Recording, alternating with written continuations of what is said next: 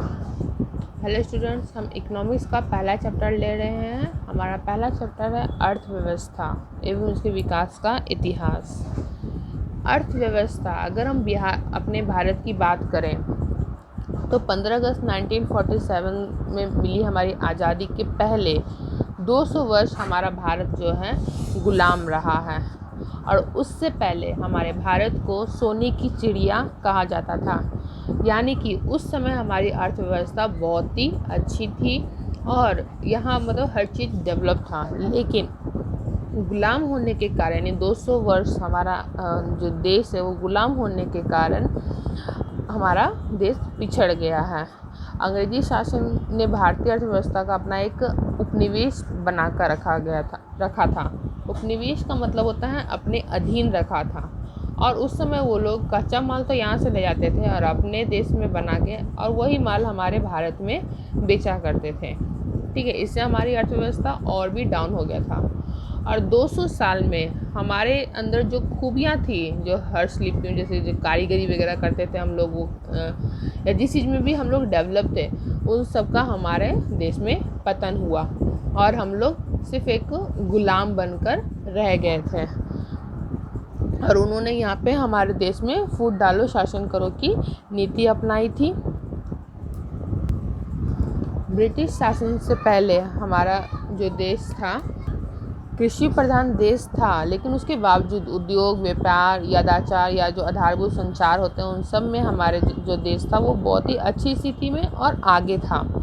लेकिन अंग्रेज़ों के शासन के बाद हमारे यहाँ सिर्फ गरीबी, अशिक्षा, अंधविश्वास ये सब हमारे यहाँ रह गया। अर्थव्यवस्था का अर्थ क्या है? अर्थव्यवस्था का अर्थ देखो, अर्थ से ही मालूम चलता है। ये अर्थ व्यवस्थित जो होता है उसे हम अर्थव्यवस्था कहते हैं।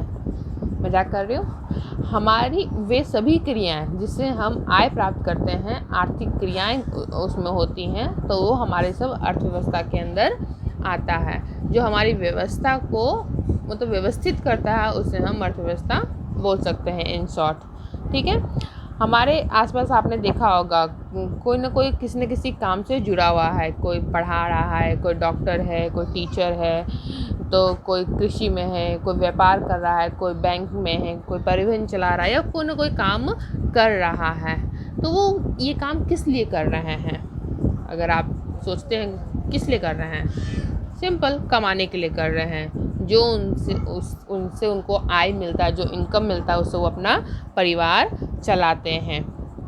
ठीक है, तो जो भी हम काम करते हैं तो वो हम पैसों के लिए करते हैं ताकि हमारा परिवार उससे संतुष्ट रहे, हम अपने डेली के रोज़मर्रा के जो ज़रूरतें के सामान हैं वो हम पूरा कर सकें। ठीक है, तो ये दो तरह के काम होते हैं। एक तो होता है कि हम लोगों की आवश्यकताओं को पूरा करते हैं, उनको संतुष्ट करते हैं, और दूसरा हम लोगों को रोज़गार देते हैं। दोनों तरह के कार्य होते हैं। तो दूसरों को जब रोज़गार देते हैं तो उसमें भी हमें आय मिलता है। ठीक है, तो उस तरह से। और अर्थव्यवस्था को कई लोगों ने डिफाइन किया है अपने अपने शब्दों में।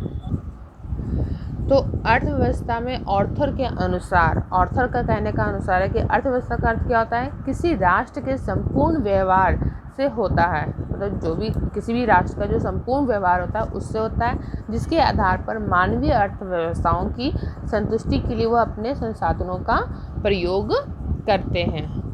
ये ऑर्थर का कहना है। नैन ब्राउन का कहना है, ये इन लोगों के विचार है अर्थव्यवस्था के बारे में। ठीक है, ब्राउन का कहना है कि अर्थव्यवस्था आजीविका अर्जन की एक प्रणाली है, यानी economy is the system of earning livelihood. Economics किसको कहते हैं?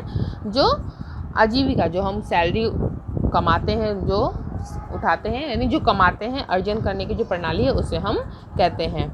दूसरे शब्दों में हम कह सकते हैं कि अर्थव्यवस्था आर्थिक क्रियाओं का एक ऐसा संगठन है जिसके अंतर्गत लोग कार्य करके अपनी आजीविका चलाते हैं। यह अर्थव्यवस्था समाज की सभी आर्थिक क्रियाओं का योग है, यानी जो भी हम समाज में जो भी आसपास जो हमारे काम होता है, जो हमारी दिनचर्या है, जो बोलते हैं ना कि एक दिन भी अगर बंद रह जाता है, लॉकडाउन में कितना नुकसान हो गया।